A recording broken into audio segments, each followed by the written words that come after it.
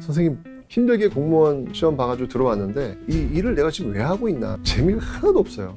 그런데 그렇다고 해서 어떤 의미 부여도 못하고 그냥 자포자기하면서 산다면 어떤 결과에 도달할까? 안창호 선생이 그 한국인 노동자들에게 매일같이 했던 말이 있습니다. 저에게는 지금도 굉장히 큰 의미 있는 울림으로 와닿고 있는데 뭐라고 얘기를 하시냐면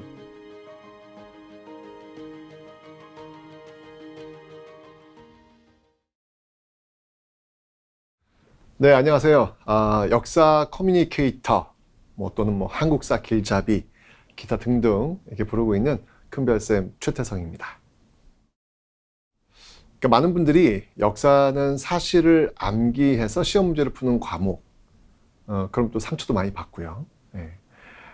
열심히 기억했더니 일주일만에 다 까먹고 이런 거 왜 하냐? 그런 어떤 질문들을 많이 하시잖아요. 도대체 역사를 어디다 써먹는지 모르겠다라는 질문들을 많이 하시던데 일단 제 본인으로 본다면 저는 역사를 이렇게 공부를 할 때마다 매번 성장한다는 느낌을 받아요. 도대체 이 성장은 언제 끝날지 모르겠지만 나는 저럴 때 어떻게 해야 되겠구나, 난 저럴 때 이럴 수 있겠구나 라고 하는 어떤 그런 힘, 에너지 이런 것들을 얻게 되는 것 같아요. 세상을 바라보는 시선, 그 시선을 통해 가지고 나는 또 어떻게 살 것인지 고민하고 실천하는 그런 어떤 모습들을 다시 역사의 쓸모에 담으려고 노력했습니다. 글쎄요, 제가 이 질문을 많이 받아요. 많이 받는데 쓸모 없는 삶이 있을까요? 어느 공무원 분이 그 강연장에 갔는데 그런 질문을 하시는 거예요. 똑같은 질문을 하더라고요. 선생님, 일이 너무 반복이에요. 재미가 하나도 없어요.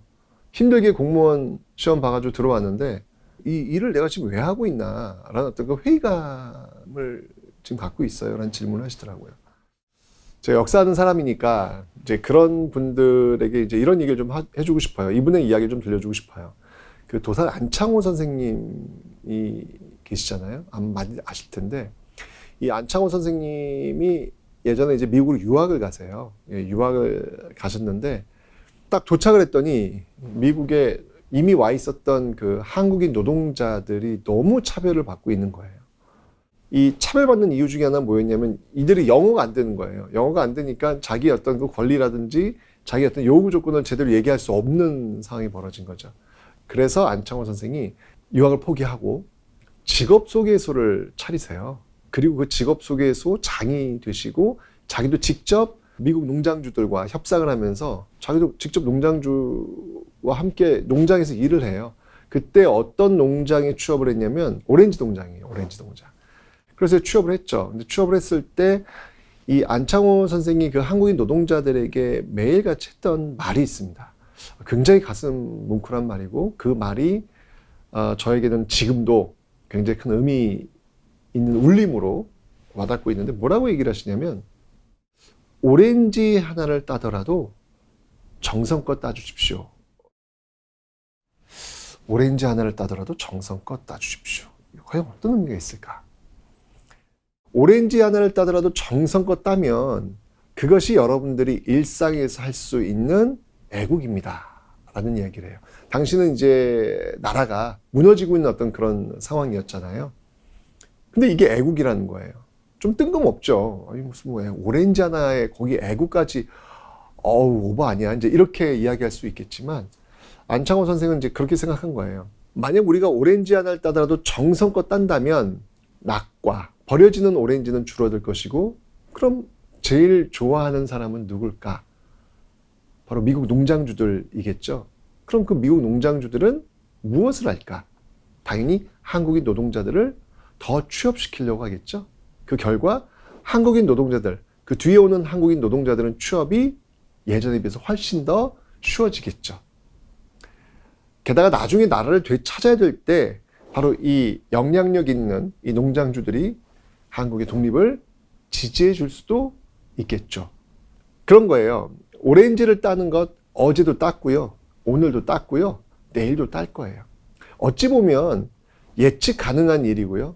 어찌 보면 그렇게 대단한 일은 아닌 듯 보여요. 그런데 그 일에, 반복되는 일에 건강한 의미 하나 부여한다면 그 일은 놀랍게도 누군가에게 도움이 될 수 있는 일로 자리매김할 수 있다는 사실, 그 사실을 안창호 선생은 이야기하고 싶었던 거예요. 근데 우리 일상도 마찬가지 아닌가요?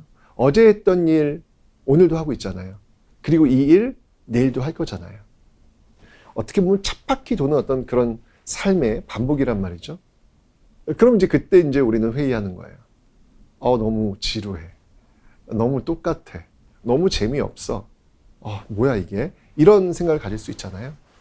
근데 그런 어떤 반복되는 일상 속에 이 일을 왜 하는지에 대한 질문과 이 일이 어떤 의미가 있는지에 대한 건강한 의미를 부여해야 한다면 그 일이 만들 결과는 전혀 다르다라고 저는 생각을 하는 것이죠. 그래서 저는 제가 생각하는 공무원은 우리 국민들이 가장 먼저 처음으로 만나는 대한민국이라는 생각이 드는 거예요. 전입신고를 해야 그다음부터는 이제 내가 이 동네에서 어떤 행정적 절차를 밟아나갈 수 있단 말이에요. 근데 전입신고를 안 해줘. 그럼 그 사람은 얼마나 답답하겠어요. 누군가의 삶이 막혀버리는 거잖아요. 근데 거기 계신 분은 그 막힐 수 있는 삶을 뚫어주시는 분 아닌가요? 엄청난 누군가의 어떤 인생에서 그렇게 중요한 일들을 하시는 분들이잖아요. 정말 반복되는 일 같지만 그 반복되는 일들이 다 어떤 사람과 연결되어 있다는 것이죠. 연습해야 돼요. 내가 이 일을 왜 하는지, 누군가에게 어떤 도움을 주는 것인지를 끊임없이 질문하고 고민하는 의도적 연습들이 필요하지 않을까. 그게 역사 속에서 사람을 좀 만나봤으면 좋겠는 거예요. 바로 그 연습들을 많이 한 사람들의 이야기가 역사 속에 너무나도 많이 있거든요. 그런 어떤 사람들의 어떤 그 모습들을 보면서 어떻게 보면 계속해서 예방주사 맞는 그런 느낌이 드는 거예요. 한국인 출신의 미주 최초 대법원장이 되신 분인 문대양 대법원장이라는 분인데, 이분이 돌아가시기 1년 전에 인터뷰를 합니다. 그 질문자가 이제 이렇게 질문을 해요. 인생을 살아오시면서 가장 두려운 순간이 어떤 순간입니까? 전 사실 궁금했어요. 저보다 훨씬 더 인생을 살아오신 그 분이 이제 인생의 어떤 마지막 그 자락에서 인생에서 가장 두려운 순간이 무엇입니까? 라는 질문이 들어왔을 때 뭐라고 답할지 궁금했어요. 그러니까 저도 역시 마찬가지로 그 질문이 들어왔을 때 이걸 어떻게 답을 하는 걸까? 뭔가 한 번쯤은 정리를 해봐야 되는 그런 질문이라는 생각이 드는 거예요. What is your biggest fear in life? The biggest fear is to live your life and not contribute.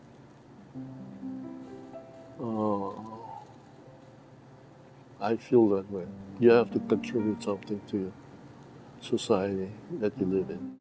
제가 너무너무 강렬하게 그 답변이 와닿아가지고 제가 이번에 썼던 그 책 다시 역사의 쓸모 가장 첫 번째 줄에 소개가 되는 분이 바로 이 문대양 대법원장이 그 말이에요.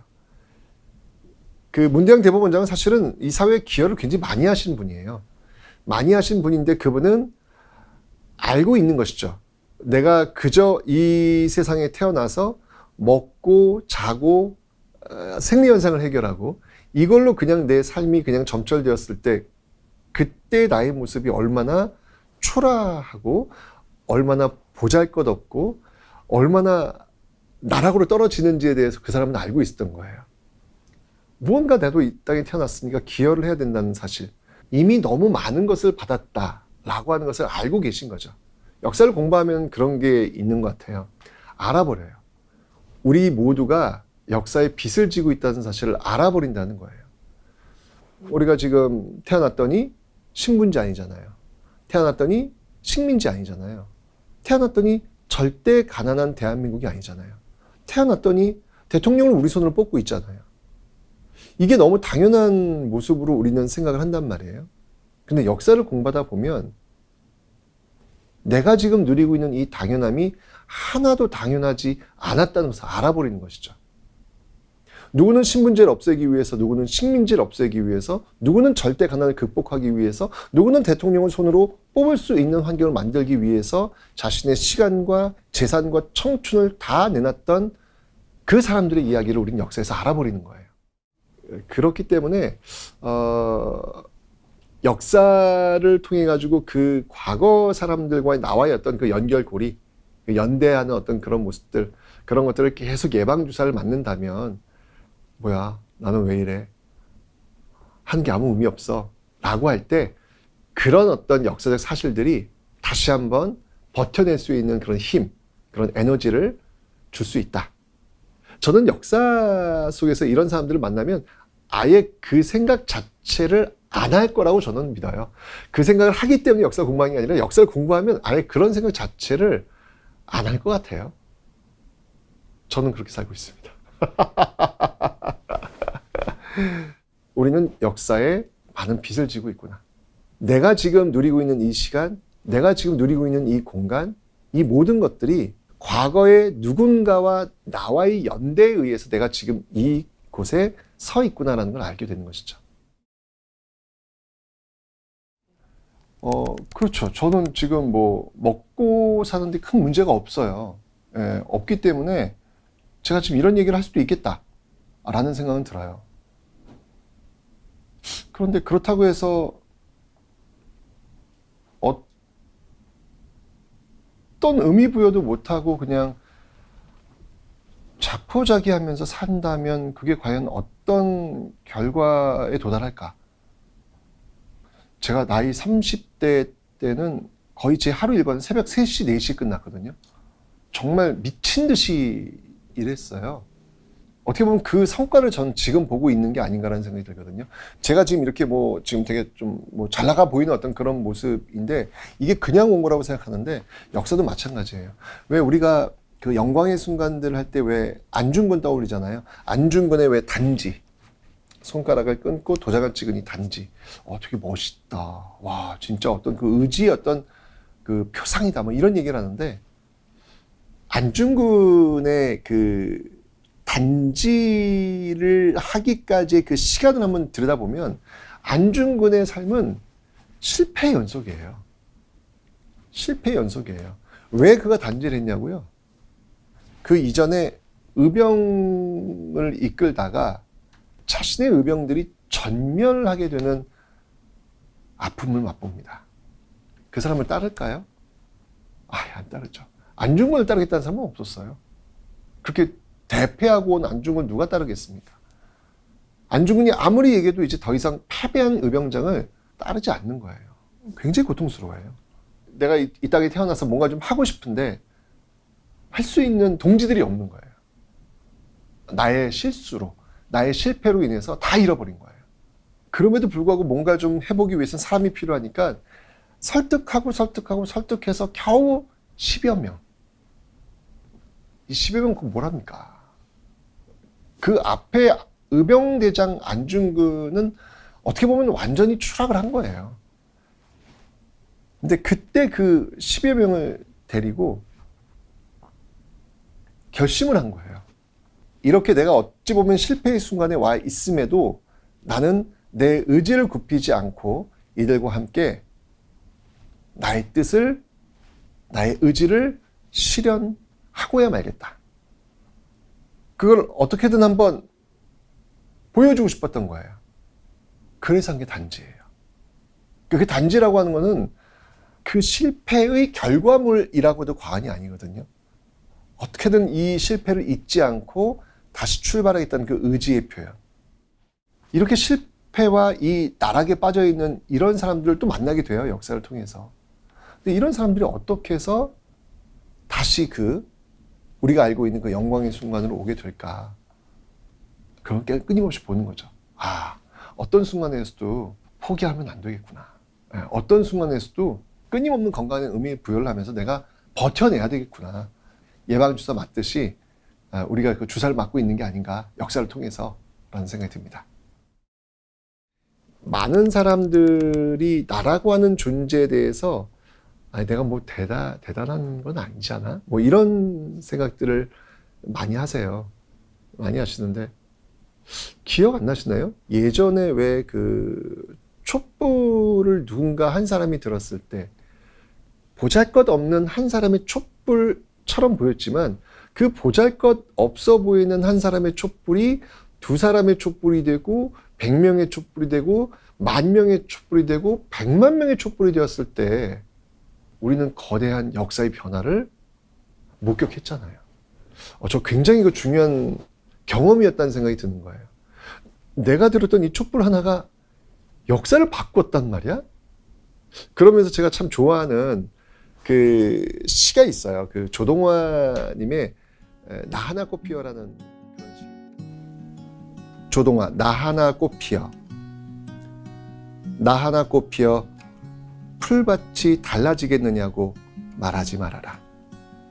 내가 꽃 피고 나도 꽃 피면 결국 풀밭이 온통 꽃밭이 되는 것 아니겠느냐.